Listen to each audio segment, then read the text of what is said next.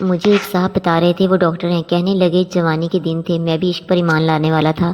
آج سے قبل 12 سال پہلے ایک لڑکی میرے پاس آئی، وہ بیمار تھی، کافی بیمار تھی، اس کا چیک اپ کیا، وہ بہت خوبصورت تھی۔ اس کی نیلی سی آنکھیں، نہ جانے مجھے کیا ہوا، میں پہلی ہی بار اس پر دل ہار بیٹھا، لیکن خاموش رہا۔ اس کا علاج جاری رہا، وہ بالکل ٹھیک ہو گئی۔ جب وہ آخری بار میرے پاس آئی، میں نے ہمت کر کے اسے کہا کہ آپ اپنا نمبر مجھے دے سکتی ہیں۔ یہ تھا تو میرے شعبے کے خلاف، لیکن جوان تھا، نادان بھی تھا۔ اس نے میری طرف دیکھا، پھر مجھے اپنا نمبر دے دیا۔ وہ اتنی خوبصورت تھی، میں نہیں بتا سکتا۔ اس کی نیلی سی آنکھیں، گندمی رنگ، مسکرائے تو ڈمپل بنتے ہوں، خوبصورت ملائم بال۔ میں نے اسے کال کی، وہ مجھے پہچان گئی۔ جی ڈاکٹر صاحب، مجھے یقین تھا آپ کا فون ضرور آئے گا۔ میں نے پوچھا آپ کیا کر رہی تھیں؟ آہستہ سے بولی، بس حالات سے لڑ رہی ہوں۔ میں نے بات مذاق میں ٹال دی، کیا حالات سے لڑنا بھلا؟ آپ یہ بتائیں رہتی کہاں ہیں؟ اس نے بات بدل دی۔ ڈاکٹر صاحب چھوڑیے نا، میں کہاں رہتی ہوں آپ بتائیں، آپ کیوں کرتے ہیں مجھے کال؟ کیوں لیا میرا نمبر؟ میں مسکرا دیا۔ آپ جانتی ہیں اللہ پاک آپ کو کتنا خوبصورت بنایا، آپ بہت پیاری ہیں۔ وہ خاموش ہو گئی۔ ڈاکٹر صاحب پیارا ہونے سے کیا ہوتا ہے؟ کاش نصیب بھی پیارے ہوتے۔ میں نے سوال کیا، کیوں، کیا ہوا آپ کے نصیب کو؟ وہ چپ ہو گئی۔ ڈاکٹر صاحب آپ ٹائم پاس کرنا چاہتے ہیں مجھ سے؟ وہ یہ بات کر ہی رہی تھی کہ میرے پاس مریض آ گئے۔ میں نے فون بند کر دیا۔ ہماری بات ہوتی رہی۔ وہ مجھے کہتی، ڈاکٹر صاحب آپ کا عشق میں جانتی ہوں کہاں تک ہے، آپ بتا دیں کب کس وقت آپ کو ملنے آؤں۔ اس کی یہ بات سن کر میرے رونگٹے کھڑے ہو گئے۔ میں نے کہا، تم کو یہ بات کرنے سے پہلے سوچنا چاہیے تھا، میں ایسا انسان نہیں ہوں۔ میں نے اسے پوچھا، آپ کے امی ابو میں سے کون ہے فیملی میں؟ آہستہ سے بولی، صرف امی ہیں اور 2 چھوٹی بہنیں، ابو نہیں ہیں، بھائی بھی نہیں ہے کوئی میرا۔ میں نے گھر کے اخراجات کا پوچھا، کیسے گھر کا نظام چلتا ہے؟ وہ خاموش ہو گئی۔ عشاء کی نماز کا وقت ہو گیا، کہنے لگی میں نماز پڑھ لوں؟ میں نے ہاں میں جواب دیا۔ وہ صرف 3 دن میں بات کرتی تھی، رات کو وہ مجھ سے بات نہیں کرتی تھی۔ میں نے بہت بار کہا تھا کہ رات کو بات کیا کرے، لیکن کہہ دیتی میں رات کو جلدی سو جاتی ہوں، میں نہیں کر سکتی رات کو بات۔ خیر ہماری بات کا سلسلہ چلتا رہا۔ 1 سال گزر گیا۔ میں نے اس سے شادی کرنے کا ارادہ کر رکھا تھا۔ اس کی بہت عزت کرتا تھا کیونکہ وہ 5 وقت کی نماز پڑھتی تھی۔ میں بھی اس کو دیکھ کر 5 وقت کی نماز پڑھنے لگا تھا۔ میں اس پر حق جتایا کرتا، اس کے ساتھ مجھے اپنے پن کا احساس ہونے لگا تھا۔ وہ مجھے کھانے کے وقت میسج کرتی، پیار سے کہتی آپ نے کھانا کھایا؟ اگر کبھی کھانے سے لیٹ ہو جاتا تو وہ مجھے ڈانٹتی، لیکن ہمیشہ وہ ایک بات کہتی، ڈاکٹر ابرار آپ بہت اچھے انسان ہیں۔ میں نماز پڑھ کر یہ دعا کرتی ہوں کہ اللہ پاک آپ کو ایک اچھی سی ہمسفر عطا کرے۔ میں تڑپ کر اسے کہتا، ایمان میری ہمسفر بس آپ ہی ہیں، آپ ہی سے شادی کروں گا، لیکن وہ زور سے ہنسنے لگتی، نہیں ڈاکٹر صاحب میں آپ کے قابل نہیں ہوں۔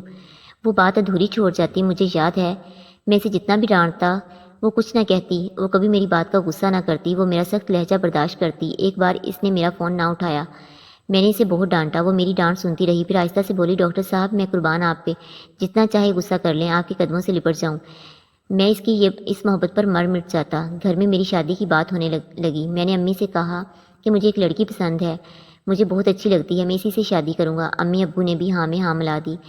ٹھیک ہے پتر، جیسے تم کہو، زندگی تم نے گزارنی ہے۔ میں نے اپنی بہن، بھابھی، امی سب کو ایمان کی تصویر دکھائی۔ سب کو بہت اچھی لگی کیونکہ وہ تھی ہی بہت خوبصورت۔ میں بہت خوش ہوا۔ سب کہہ رہے تھے جلدی سے ایمان کے گھر جائیں گے رشتہ لے کر۔ میں نے ایمان کو کال کی، ایمان اپنے گھر کا ایڈریس سینڈ کریں، امی ابو آپ کے رشتے کے لیے آ رہے ہیں۔ اس نے فون بند کر دیا۔ میں بار بار فون کرتا رہا لیکن اس نے نمبر بند کر دیا۔ 5 دن گزر گئے، اس کا نمبر بند تھا۔ میں بہت پریشان تھا۔ اس نے کبھی اپنے گھر کا ایڈریس نہیں دیا تھا۔ میں بہت اداس ہو گیا۔ میرے قریبی دوست کی شادی تھی، مجھے بھی انوائٹ کیا گیا۔ میں نہیں جانا چاہتا تھا لیکن انہوں نے ضد کی اور مجھے جانا پڑا کیونکہ وہ دوسرے شہر میں تھا۔ میں وہاں گیا، مجھے دوست کہنے لگے بہت بڑی ناچنے والی بلوائی ہے، کیا ڈانس کرتی ہے، کیا ناچتی ہے، کیا کمال کا پیس ہے یار۔ میں تو ایمان کی یاد میں اداس تھا کہ وہ اچانک کہاں غائب ہو گئی۔ دوستوں کے ساتھ بیٹھا ہوا تھا، پروگرام شروع ہوا، سب سیٹیاں بجانے لگے، شور تھا، ایک میوزک شروع ہوا، کچھ لڑکیاں ناچتے ہوئے اسٹیج پر آئیں، میوزک بجنے لگا، پھر ایک قیامت مجھ پر گری۔ میری نظر نے جو دیکھا وہ مجھے مار گیا۔ میرے سامنے ایمان تھی، وہ ناچ رہی تھی، وہ ایک ناچنے والی تھی۔ میں تڑپ گیا۔ ایمان کی نظر مجھ پر پڑی، اس کے قدم رک گئے۔ میں نے اس کی جانب دیکھا، میرا جسم کانپنے لگا، میں ہار گیا تھا۔ اس کی وجہ سے میں نے نماز شروع کی تھی اور وہ خود ناچنے والی تھی۔ میں غصے سے پاگل ہو گیا۔ وہ اسٹیج سے اتری، میرے پاس آئی، کچھ کہنے لگی۔ میں نے ایک زوردار تھپڑ اسے دے مارا۔ وہ کچھ کہتی، میں نے اسے ایک اور تھپڑ دے مارا۔ اس کی نظریں جھک گئیں۔ میں نے اسے دھکا دیا۔ سب ہماری طرف دیکھ رہے تھے، سب حیران تھے، یہ کیا ہو رہا ہے؟ ایمان وہیں بیٹھ گئی، باہوں میں سر رکھ کر رونے لگی۔ میں نے اگنور کیا اور میں گھر چلا گیا۔ بہت پریشان تھا، نفرت ہو گئی تھی ایمان سے، مجھے بہت غصہ آیا۔ ساری رات تڑپتا رہا، دوست حیران تھے کیا ہوا۔ میں 2 دن ڈیوٹی پر نہ گیا۔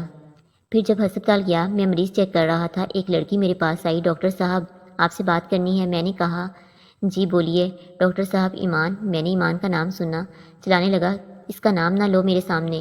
وہ لڑکی آہستہ سے بولی، ڈاکٹر صاحب بس ایک بار میری بات سن لیں، وہ بیچاری حالات سے لڑ رہی ہے، وہ گندی لڑکی نہیں ہے، وہ مجبور ہے، آپ بس ایک بار اس کے گھر آ کر دیکھ لیں، آپ سب سمجھ جائیں گے۔